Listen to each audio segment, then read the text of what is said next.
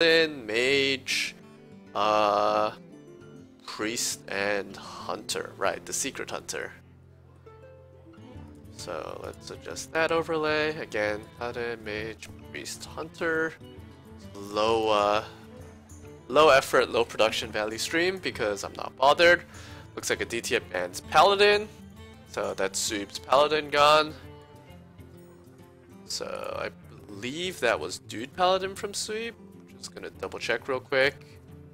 Paladin was, yep, it was Murloc Paladin, one of the only Murloc Paladin players in this tournament other than myself. And looks like it's gonna be a mutual Paladin ban from 2 players here. So it is a little unfortunate to me that there's only one Murloc Paladin in this tournament, given that I added 2 Hungry Crabs to both my Hunter and my Druid decks, and I haven't fought a single Murloc Paladin yet. So you know, I wouldn't be opposed to that outcome happening, but we'll see what happens. I'm gonna jump right into this game, and we might have a special guest, Logan, joining us soon too, if he gets around to finishing with this Rocket League game.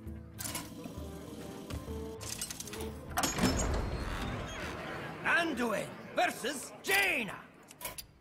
You asked for it. The light shall bring victory. Logan plus. Alright. In the meantime, we're just gonna quickly look at this game. We have what is Spiteful Priest versus Tempo Mage. So let me bring up the decks. An incredible discovery! Tempo Mage at the top. There's a Cabal Lackey at the top that's slightly cropped out of scene, and I'm not bothered to fix it. Versus, we got the Spiteful Medivh Mage. There we go. At least this isn't nearly as hard as that one tournament where everyone brought Highlander Priest, because Highlander Priest obviously it was difficult making the deck list fit on screen. Anyways, there's a pretty strong opening from the Mage. You would have liked to see turn 1 Mana Worm, obviously, going into Arcanologist, and then Kirantor Mage, Explosive Runes. As it is, this board is going to get cleared with a Duskbreaker. That's going to clear everything, and Explosive Runes is going to kill the Duskbreaker. So sort of a reset, except it's bad for the Mage because the Mage doesn't have minions. But lo and behold, Crystal Runner comes off the top, 4 mana 5/5. Continues to pressure on board, which is good news for the Mage player here. As Priests don't have anything that can really contest this Crystal Runner all that well, you probably just play like Glimmerroot, and then next turn you get Spiteful Summoner, which is where the real power of this deck begins. Glimmerroot, well, it's obviously Frostbolt, no hesitation there in picking it. Often you'll see players consult deck lists to double check that they're picking the correct spell or correct card, but in this case Frostbolt is so obvious that he gets it instantly. Mana Worm, Primordial Glyph, Frostbolt could be super strong here. Minor ordering mishap, Primordial Glyph should always happen first. It's unlikely to affect anything, but there could have theoretically been like a Flame Geyser out of Glyph that would have been preferable than using the Frostbolt, Flame Geyser ping. And instead he's just gonna pick something. He goes for the Dragon's Fury. Interesting to see that. There's not a lot of very high cost spells in this Mage deck, and so it's interesting to see Dragon's Fury. Also, I realized that the deck list is more cut off than I thought it was. It also doesn't have the 2-offs, so I'm actually going to go ahead and fix that.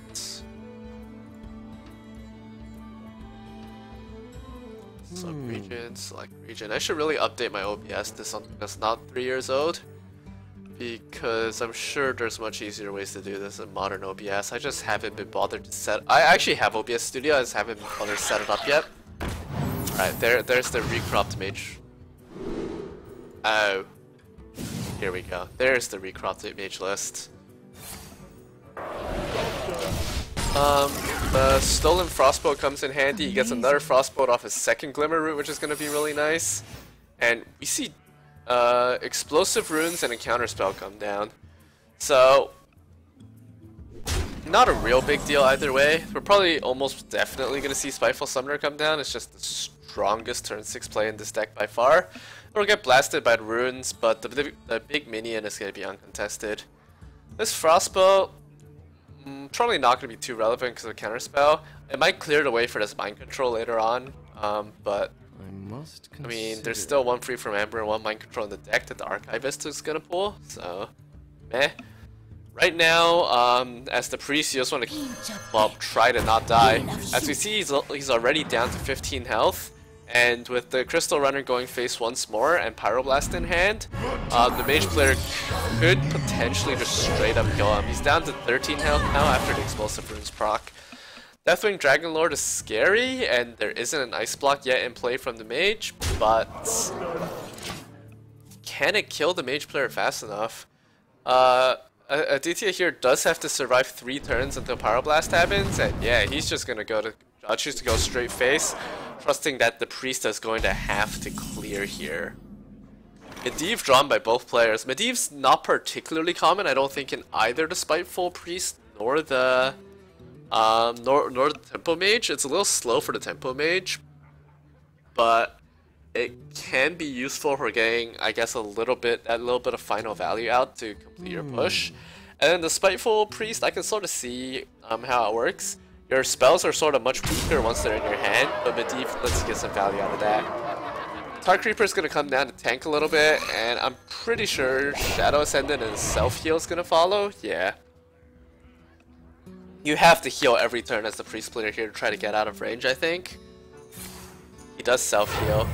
I would like to see the Shadow Ascendant here. There's no AoE in the mage deck here, so unless you're really scared of what the second Primordial Glyph is going to pull... he chooses to go for Frostbolt instead. I guess freeing up a potential free from Amber next turn that could pull a Charger or something that gets lethal. So, looks like the priest player here, unless he gets something... I mean the mage player here, rather. Unless he gets something... Fireland... I'm not sure what he could get from Dragon's Fury. He needs a 4-cost spell, so Fireball? Actually, no, that wouldn't do it either. Firelands kills his own minion, and yeah, he's just gonna be dead. He would have needed a 6-cost spell, except... Wait, no, that would have killed his... Yeah, no, there would have been nothing that could have let him live there off Dragon's Fury, I don't think. And so the Dragon Lord is just gonna hit face and end this game. 1-0 in favor of Suhib at the bottom with his priest deck.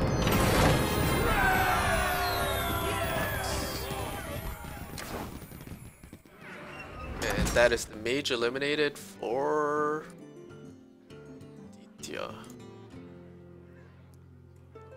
And so we'll see what he opts to pick for his next deck. The options that he has remaining are either the mid-range Barnes Katharina Hunter, which I think does pretty well against Priest, or he can opt to go for a Priest fight himself. He's also running the Spiteful Priest, and yeah, he's gonna go for the mirror match. Are these identical deck lists? No, not quite. We see a Song Stealer from Adithya, while that slot is filled by Medivh from Suhib. So interesting to see the tech choices. I think Medivh's slightly stronger in the mirror, because there's no real high value targets to silence except for maybe Twilight Drake. But we'll see how it ends up working out for both priest players here. Adithya tries to take some early pressure with Coin Shadow Ascendant. He's gonna follow this up with another Shadow Ascendant next turn, and they're gonna start buffing each other. Whereas Netherspite Historian pulls a couple of really high cost dragons. Deathwing is sort of scary to play in this matchup because Mind Control is in both decks. And so I really hope he goes Nas for the meme value because Nas is hilarious. But I do wonder if the Sleepy Dragon as a 4 health big taunt may be the best option here. It's something that can help you potentially stabilize against a medium-sized Spiteful Summoner in the mirror, while not being totally terrifying if it gets stolen or like all in like a Deathwing. But Deathwing can be a pretty good panic button where you're getting overwhelmed on board and you gotta just pray.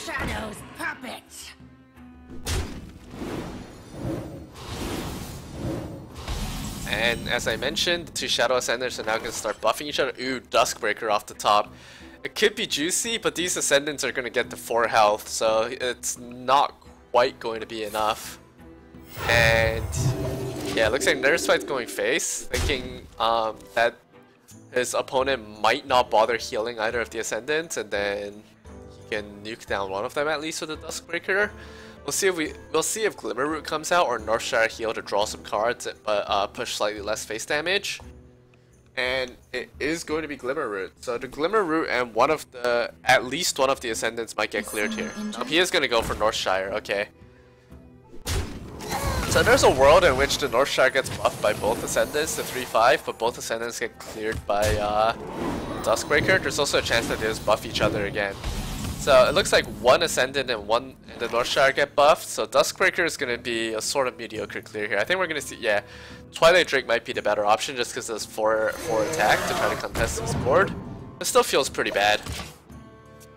Other things of note, both players already have their one Spiteful Summoner in their hand, so we're going to see some really big swing turns coming up very soon. And Spiteful Summoner RNG might be what decides this game. There's some really weak 8-drops, for example, that you can get from Spiteful Summoner. So I'm thinking stuff like Geosculptor Yip, I believe, is an 8-drop. I'm pretty sure there's some other really bad 8-drops. I don't play this deck. I don't play Spiteful decks enough to know. And in the 10-drop bracket, you can get something completely crazy like Tarantus or Deathwing Dragonlord, or you can get something pretty meh like Cthulhu or Yogg-Saron. I shouldn't talk smack about Yogg-Saron. That card has killed me so many times. But you can get Cthulhu or Yogg or what else is pretty weak 10-drop? N'Zoth is pretty bad. There's Khun the Forgotten King, and there's some other fairly low stated 10-drops. So yeah, with turn 6 coming up for both players and 2 Spitefuls in Suhib's hand, we'll see if these are going to be the swings required to end this game. And I should mention that he did end up picking the Sleepy Dragon that I talked about earlier. It's, you know, just a few turns too late for me to talk about, but yeah, that happened. And turn 6 rolls around, we're going to see Spiteful Summoner, preferably the one on the left. So you play the one on the left because it's been in your hand for longer and therefore it's giving away more information. But it's a very slight optimization that at most will shift your percentage points by 1 or 2. And as I mentioned, N'Zoth, one of the weaker outcomes from Spiteful Summoner, even though it's a 10-drop. We'll see what happens from the other Spiteful Summoner. First, Mind Control free from Amber. It is going to be a 10-drop. And Cthulhu, also a terrible one. So we got some mediocre Old Gods coming out. Spiteful Summoner number 2. What are we going to get? Free from Amber. There's some pretty bad 8-drops. There's also some pretty good ones, like Tyrion. Oh, Tortolan Primalist is not good at all. And so we could see Duskbreaker just to clear this board. On the other hand, I don't think you even need to do that. Yeah, Netherspite Historian just to get some dragons, just trade some stuff. It's gonna be a good time for even better. Shadow Ascendant, Cobalt Scalebane. Is he going face? He is going to face. Makes sense. Suhib's now down to 4 health, and there's no particularly good way to stabilize here. He's gonna have to, I don't know. He could potentially try to get a Duskbreaker off the Netherspite Historian, or I guess a good taunt from Free From Amber. Those are all pretty sketchy outcomes. He can clear out 3 minions here and leave just the Cthulhu alive, but he has no way of stopping that 7 damage without some RNG. So the fact that he's starting to trade leads me to believe that we are going to see the Grand Archivist, because it's a 50-50 of Mind Control, which steals the Cocoon, and a 50-50 of Free From... Or, wait, no, there's 2 Free From Ambers in the deck and 1 Mind Control. He does get the 1 Mind Control, not the Free From Ambers. Free From Ambers, he would have had to get one of the taunts, but instead, Mind Control is gonna get Cthulhu on his side. On the other side, we see a potential Free From Amber. Charged Devilsaur is lethal. I believe that is the only charger available in this pool. Does not get Devilsaur, but Obsidian Statue is a very strong card in its own. And that's going to be the turn. Turn 10 rolling around, Mind Control, or turn 9 rather, Mind Control is not yet an option. And he will love to Mind Control this Obsidian Statue, but it is not yet to be. We'll see if he now tries to get a taunt off either Draconet Operative trying to pull a Tar Creeper, or trying to get... Is there a taunt possible to get off Netherspite? I guess it doesn't matter. You can clear out the clear out Drop City if he has to, but continues to feel bad. I am really not on point today. I blame the fact that I don't play Priest, but Glimmerroot pulls Glimmerroot, got a Shadow Ascendant and a self-heal, and we'll see if he opts to trade here. He does opt to trade. Makes sense. There's a pretty good chance the Obsidian Statue hits one of the crappy minions. Glimmerroot's not a big loss, and we're gonna see a not self-heal. Interesting enough, I think I can understand this because 4 damage, like 4 health is sort of the same as like 6 health when there's no enemy minions on board. And Alexstrasza is a pretty good pull from Archivisted Free from Ember. And we'll see if this is the swing that's gonna end this game. There's now 16, 20, 23 damage for a Suhib on board. Once Upon a Time pulls Operative, which is alright but not amazing. I'm surprised to not see Duskbreaker here. It clears out a solid chunk of this board, and he can build a wall with Tar Creeper behind it, but it looks like it's not to be. My roommate's reminding me to feed the cat. Been there, done that. His cat, he's just on vacation or on some work trip. And we see the second Historian come out, another Draconid. And now he's going to be facing down, as I mentioned earlier, 11, 12, 14, 23 damage, which is lethal if he gets Charged Devil Sword from his own Free from Ember. But I think maybe Sleepy Dragon could be a safer choice. Well, maybe not. I think I like Free from Ember here. You just go for the charge, you go for the potential lethal. This opposing board isn't particularly threatening. But looks like he is going to play it safe, trade up, which means and he plays Sleepy Dragon. It's interesting. Oh, this is really smart. Sleepy Dragon baits Mind Control, and he knows he can just Mind Control it right back, and that's lethal. Mind Control doesn't happen. Duskbreaker instead is going to sweep most of this board. Looks like that's the plan. Yeah. It's double Duskbreaker? Double Duskbreaker seems ill-advised here. I think I'd rather put down a Taunt or a Draconid Operative. I think maybe try to Operative and dig for answers. Pray that there's still like I don't know, another Free from Ember in the deck or something. In any case, he goes for Duskbreaker and a Taunt. I can't fault him for that. The Taunt is gonna block 10 damage from Alexstrasza unless it gets Mind Controlled. And that is exactly what's gonna happen. Suhib continues to play it safe and trade because he knows that at 4 HP he, I guess, doesn't feel like risking anything. Ooh, that Mind Control from Operative is gonna be, has the potential to be really big. It means that Suhib has the advantage in Mind Control wars if like a big taunt gets yanked back and forth. Once again, we're seeing 27 damage exhibited on board, and this time Duskbreaker isn't gonna be enough to stem the tide. We'll see if he opts to go for double Operative or Operative digging for an answer or just Mind Control the taunt. And we are going to see a taunt Mind Controlled, and that is gonna be game 2, also in favor of Suhib. Once he Mind Controls that back and wait, no. Mind Control does not give charge. Never mind. This is only going to be 10 damage or 20 damage. Not yet lethal. So in this case, playing the Mind Control that he stole from Draconid Operative rather than the one from actually, I don't. Never mind. I had a point there, but I'm not entirely sure on whether or not it's valid. He plays the Mind Control from Operative. Not a big deal. Double Secret Agents, don't pull anything useful, and that's going to be game. Big stabilization from Suhib there after it was looking fairly grim.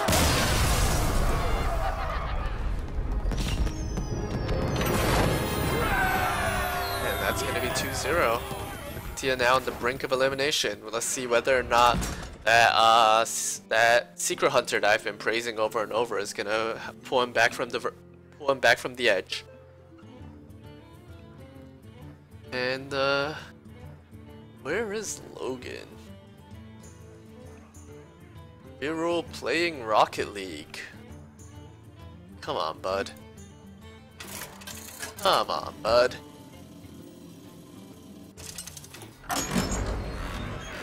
Oh, I'm a strong independent caster who don't need no co-caster. Begin. The light shall bring Got plenty of water available, gonna stay hydrated, and gonna be ready. And this looks like a pretty good starting hand from Suhib here. Interesting to see him toss the Twilight Drake, so he doesn't have a Dragon activator for Duskbreaker. We see that he's running 2 Nether Spites, 2 Duskbreakers, 2 Drakes, 2 Scalebanes, and 2 Operatives, so 9 other Dragon options in his deck, and he immediately gets Scalebane, so I guess he made the right decision there, and I have no clue what I'm talking about. On the Hunter side, this is a super clunky starting hand. Let me pull up the deck list real quick. As Hunter, you're looking for... That is the wrong player's deck list. As Hunter here, you're looking for, you know, Barnes early would be really good. Stuff like that. Instead, he has King Crush and Highmane in his hand, which feel really bad considering you're not going to be able to... get the value off them that you're normally hoping from a Barnes or Katharina pool. And so yeah, so that's the secret Hunter deck list out. We do see 2 early secrets, but again, there's no Emerald Spellstone in his hand, so playing them isn't gonna have nearly as big an advantage. There's no Spellbreaker out. Wandering Monster does let him kill off. No, it's not, because Freezing Trap's gonna bounce the Shadow Ascendant. Wandering Monster triggers first because it was played first, and that's how that interaction works. And we're gonna have another sort of dead turn. Oh, Spellbreaker's a pretty good pool. I think you might just Spellbreaker so you can start pushing face damage. Your magic shall And yeah, not save that is what we're gonna see here. Makes a lot of sense. From the other side, I think Duskbreaker is a fairly logical play here. It is. And Suhib is just gonna quickly reclaim control of the board.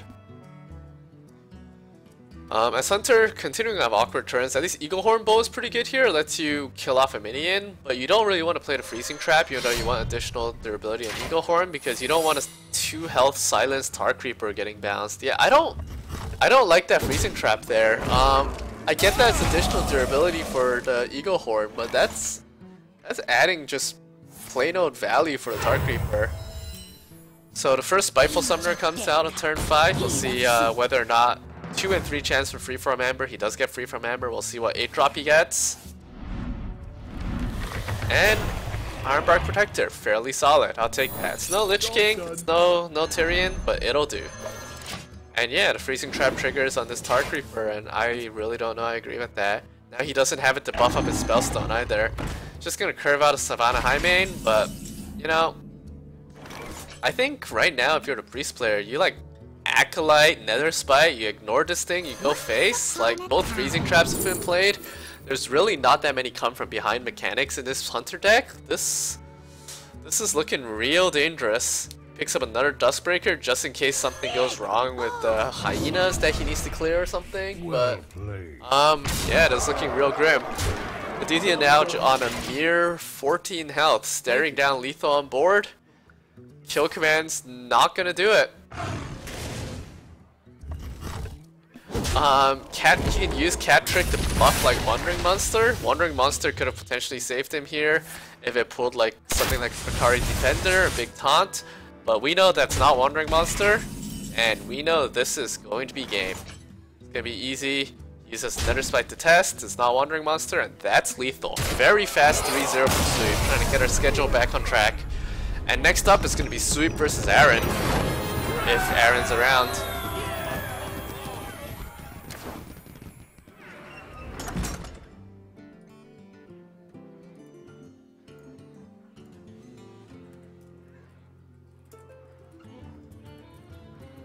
So